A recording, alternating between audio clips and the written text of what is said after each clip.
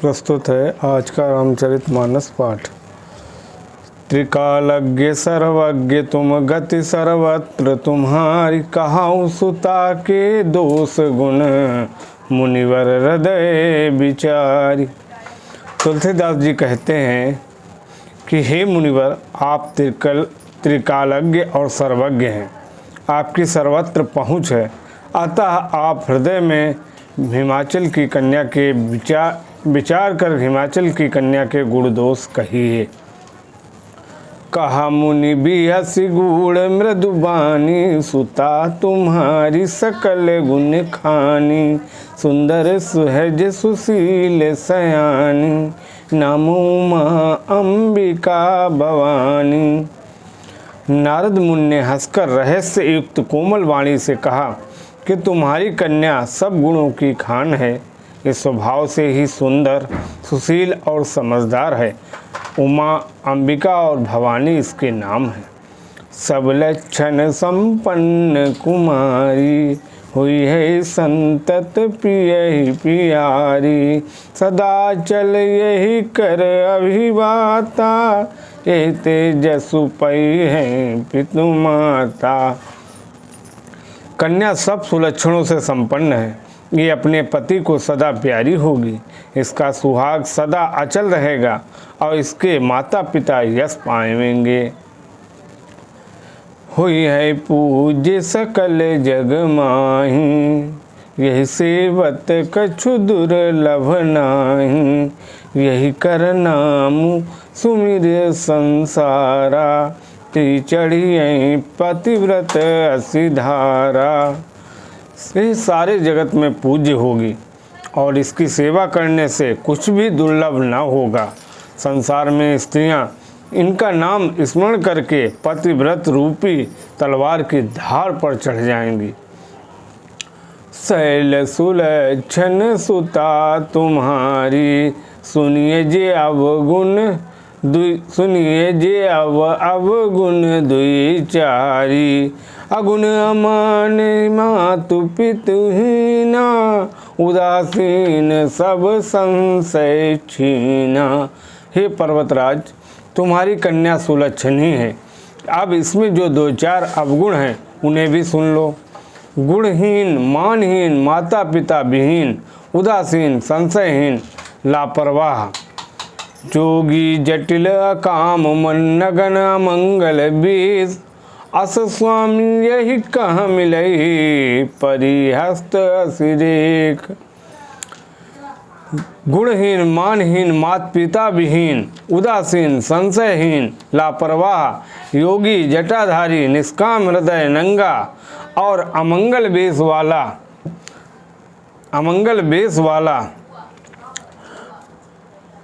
ऐसा पति इसको मिलेगा।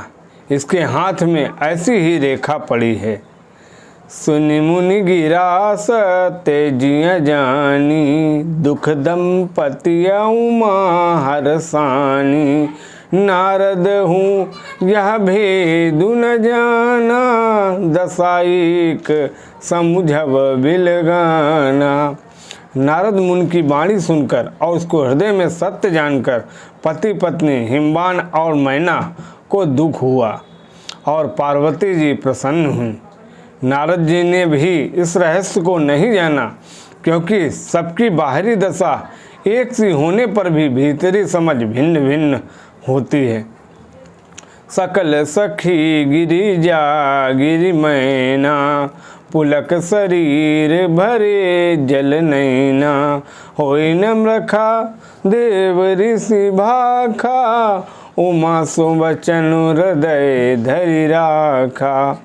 सारी सखियाँ पार्वती, पर्वतराज हिमवान और मैना सभी के शरीर पुलकित थे और सभी के नेत्रों में जल भरा था।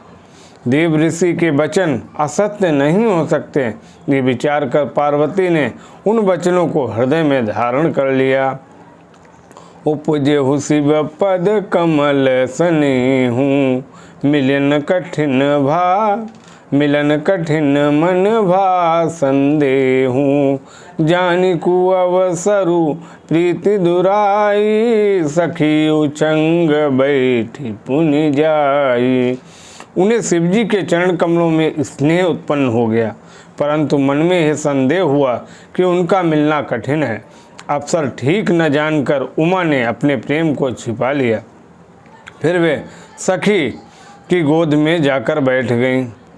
झूठी न होई देव ऋषि बानी, सोचहि दंपति सखी सयानी।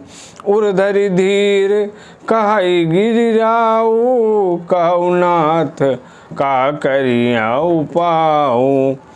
देव ऋषि की वाणी झूठी न होगी, ये विचार कर हिमवान, मैना और सारी चतुर सखियाँ चिंता करने लगी। फिर हृदय में धीरज धरकर पर्वतराज ने कहा, हे नाथ, कहिए अब क्या उपाय किया जाए। कहा मुनि से हिमवंत सुनु, जो विधि लिखा लीलार। देव धनुज नर नाग मुनि, को न मेटनिहार। मुनीश्वर नारद ने कहा, हे हिमवान सुनो, विधाता ने ललाट पर जो कुछ लिख दिया है उसको देवता, दानव, मनुष्य, नाग और मुनि कोई भी नहीं मिटा सकते। तदपि एक मैं कहाऊँ उपाय, होई करे जो देव सहाय। जस बरु मैं बरनेऊ तुम पाई, मिलियूँ मैं तस संशय नाही। तो भी मैं एक उपाय बताता हूँ, यदि दैव सहायता करें तो वह सिद्ध हो सकता है। उमा को वर तो निसंदेह ऐसा ही मिलेगा जैसा मैंने तुम्हारे सामने वर्णन किया है। जे जे बर के दोष बखाने, ते सब शिव पही मैं अनुमाने। जो विबाहु शंकर सन होई, दोषहु गुण सम कहा सब कोई। परंतु मैंने बर के जो जो दोष बतलाए हैं, मेरे अनुमान से वे सभी शिवजी में हैं। यदि शिवजी के साथ विवाह हो जाए तो दोषों को भी सब लोग गुणों के समान ही कहेंगे। जाओ यही सेज शयन हरि करहीं, बुध कछुतिन कर दोष न धरहीं। भानु कृसानु सर्व रस खाहीं, तिन कहा मंद कहत को नाही। जैसे विष्णु भगवान शेषनाग की शैया पर सोते हैं तो भी पंडित लोग उनको कोई दोष नहीं लगाते। सूर्य और अग्निदेव अच्छे बुरे सभी रसों का भक्षण करते हैं, परंतु उनको कोई बुरा नहीं कहता। शुभ अरु अशुभ सलिल सब बहाई, सुरसरी को अपनीत न कहई। समरथ कहूँ नहीं दोष गोसाई, रवि पावक सुरसरी की नाई। गंगा जी में शुभ और अशुभ सभी जल बहता है, पर कोई उन्हें अपवित्र नहीं कहता। सूर्य, अग्नि और गंगा जी की भांति समर्थ को कुछ दोष नहीं लगता। जो अस हिस्सा करहि नर, जड़ विवेक अभिमान। परहि कलप भरी नरक महूँ, जीव की समान। यदि मूर्ख मनुष्य ज्ञान के अभिमान से इस प्रकार होड़ करते हैं तो वे कल्प भर के लिए नरक में पड़ते हैं। भला कहीं जीव भी ईश्वर के समान सर्वथा स्वतंत्र हो सकता है। सुरसरी जल कृत बारुनि जाना, कबहु न संत करहि तेहि पाना। सुरसरी मिले सो पावन जैसे, ईस अनि सही अंतरु तैसे। गंगा जल से भी बनाई हुई मदिरा को जानकर संत लोग कभी उसका पान नहीं करते, पर वही गंगा जी में मिल जाने पर जैसे पवित्र हो जाती है। ईश्वर और जीव में वैसा ही भेद है। शंभु सहज समरथ भगवाना, यही विवाह सब विधि कल्याणा। दुराराध्य पयहस महेशु, आशुतोष पुनि किए कलेशु। शिवजी सहज ही समर्थ हैं, क्योंकि वे भगवान हैं। इसलिए इस विवाह में सबका कल्याण है, परंतु महादेव की आराधना बड़ी कठिन है।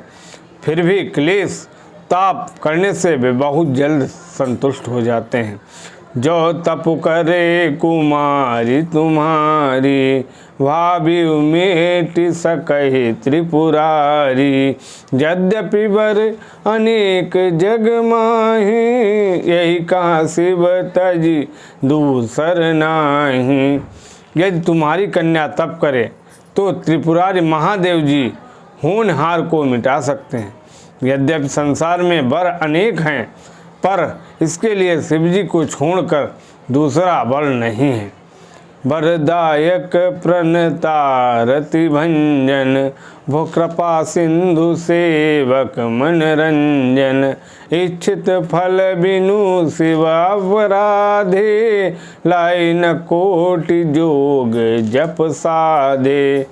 शिवजी वर देने वाले, शरणागतों के दुख का नाश करने वाले, कृपा के समुद्र और सेवकों के मन को प्रसन्न करने वाले हैं। शिवजी की आराधना किए बिना करोड़ों योग और जप करने पर भी वांछित फल नहीं मिलता। अस कहीं नारद सुमिरि हरि, गिरिजहि दीन आशीष। हुई ये कल्याण अब संशय तजऊ गिरीश। ऐसा कहकर भगवान का स्मरण करके नारद जी ने पार्वती को आशीर्वाद दिया और कहा, हे पर्वतराज, तुम संदेह का त्याग कर दो, अब यह कल्याण ही होगा। कहियस ब्रह्म भवन मुनि गयऊ, आगिल चरित सुनहु जस भयऊ। पति एकांत पाई कहे मैना, नाथ न मैं समुझे मुनि बैना। यूँ कहकर नारद मुनि ब्रह्मलोक को चले गए। अब आगे जो चरित्र हुआ उसे सुनो। पति को एकांत में पाकर मैना ने कहा, हे नाथ, मैंने मुनि के वचनों का अर्थ नहीं समझा। जो घर वरु कुल होई अनूपा, करिए विवाह सुता अनुरूपा। नत कन्या बरु रहे कुमारी, कंत उमा मम प्राण प्यारी। जो हमारी कन्या के अनुकूल घर वर और कुल उत्तम हो तो विवाह कीजिए, नहीं तो लड़की चाहे कुमारी ही रहे, मैं अयोग्य वर के साथ उसका विवाह नहीं करना चाहती, क्योंकि हे स्वामिन, पार्वती मुझको प्राणों के समान प्यारी है। जो न मिली ही वरु गिरिजहि जोगु, गिरिजड़ सहज कहीं सब लोगु। सोई विचारी पति करे हूँ विवाहु, जे न बहोरी होई दुर्दाहु। हे पार्वती के योग्य, यदि पार्वती के योग्य वर न मिला तो सब लोग कहेंगे कि पर्वत स्वभाव से ही जड़ अर्थात मूर्ख होते हैं। हे स्वामी, इस बात को विचार कर विवाह कीजिएगा, जिससे फिर पीछे हृदय में संताप न हो। अस कहि परि चरण धरि सीसा, बोले सहित स्नेह गिरीसा। बरु पावक प्रगटई शशि माही, नारद बचनु अन्यथा नाही। इस प्रकार कहकर मैना पति के चरणों पर मस्तक नवाकर गिर पड़ी। तब हिमवान ने प्रेम से कहा, चाहे चंद्रमा में अग्नि प्रकट हो जाए, पर नारद जी के वचन झूठे नहीं हो सकते। प्रिया सोचु परिहरऊ सबु, सुमिरऊ श्री भगवान। पार्वती निर्मयऊ जेहि, सोई करिहि कल्याण। हे प्रिय, सब सोच छोड़कर श्री भगवान का स्मरण करो। जिन्होंने पार्वती को रचा वे ही कल्याण करेंगे। अब जब तुम सुता परनी हूँ, तो अस जाई सिखावनु देहूँ। करई सो तपु जे मिलिय महेशु, आनु उपाय न मिटिय कलेशु। अब यदि तुम्हें कन्या पर प्रेम है तो जाकर उसे ये शिक्षा दो कि वह ऐसा तप करे जिससे शिवजी मिल जाएं। दूसरे उपाय से ये क्लेश नहीं मिटेगा। नारद बचन सगर्व सहे तू, सुंदर सब गुणी निधि ब्रस के तू। हस विचारी तुम तजहु शंका, सबई भांति शंकरु कलंका। नारद जी के वचन रहस्य से युक्त और सकारण हैं और शिवजी समस्त सुंदर गुणों के भंडार हैं। ये विचार कर तुम मिथ्या संदेह को छोड़ दो। शिवजी सभी तरह से निष्कलंक हैं। सुनिपति वचन हरसि मन माही, गई तुरत उठी गिर जा पाही। उमई बिलो की नयन भर बारी, सहित स्नेह गोद बैठारी। पति के वचन सुन मन में प्रसन्न होकर मैना उठकर तुरंत पार्वती के पास गई। पार्वती को देखकर उनकी आंखों में आंसू भर आए। उसे स्नेह के साथ गोद में बैठा लिया। बारही बार लेती उरलाई, गदगद कंठ न कछु कही जाई। जगत मातु सर्वज्ञ भवानी, मातु सुखद बोली मृदुवानी। फिर बार बार उन्हें हृदय से लगाने लगी। प्रेम से मैना का गला भर आया। सब कुछ कहा नहीं जाता। जगत जननी भवानी जी तो सर्वज्ञ ठहरी। माता के मन की दशा जानकर वे माता को सुख देने वाली कोमल वाणी से बोली। सुनहु मातु मैं दीघस, सपन सुनावहु तोहि। सुंदर गौर सुविप्रवर, अस उपदेश मोहि। माँ सुन, मैं तुझे सुनाती हूँ। मैंने ऐसा स्वप्न देखा है कि मुझे एक सुंदर गौरवर्ण श्रेष्ठ ब्राह्मण ने ऐसा उपदेश दिया है। करहि जाई तपु शैल कुमारी, नारद कहा सो सत्य विचारी। मातु पितहि पुण्य मत भावा, तपु सुख प्रद दुख दोष नसावा। हे पार्वती, नारद जी ने जो कहा है उसे सत्य समझकर तू जाकर तप कर। फिर यह बात तेरे माता पिता को भी अच्छी लगी है। तप सुख देने वाला और दुख दोष का नाश करने वाला है। तपवल रचई प्रपंचु विधाता, तपवल विष्णु सकल जग त्राता।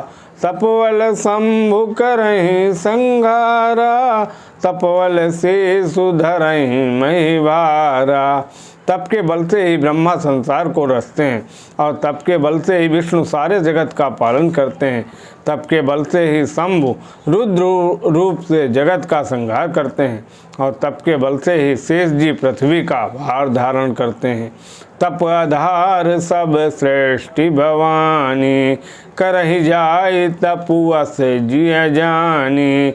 सुनत बचन विस्मित महतारी, सपन सुनायो गिरियाकारी। हे भवानी, सारी सृष्टि तप के ही आधार पर है। ऐसा जी में जानकर तू जाकर तप कर। ये बात सुनकर माता को बड़ा आश्चर्य हुआ और उसने हिमवान को बुलाकर वह स्वप्न सुनाया। मातु पितहि बहु विधि समुझाई, चली उमा तप हित हर साई। प्रिय परिवार पितारु माता, भय विकल मुख आव न बाता। माता पिता को बहुत तरह से समझाकर बड़े हर्ष के साथ पार्वती जी तप करने के लिए चली। प्यारे कुटुंबी पिता और माता सब व्याकुल हो गए। किसी के मुंह से बात नहीं निकलती। वेद सिरा मुनि आई तब, सबई कहा समझाए। पार्वती महिमा सुनत रहे प्रबोधय पाए। तब वेद सिरा मुनि ने आकर सबको समझाकर कहा।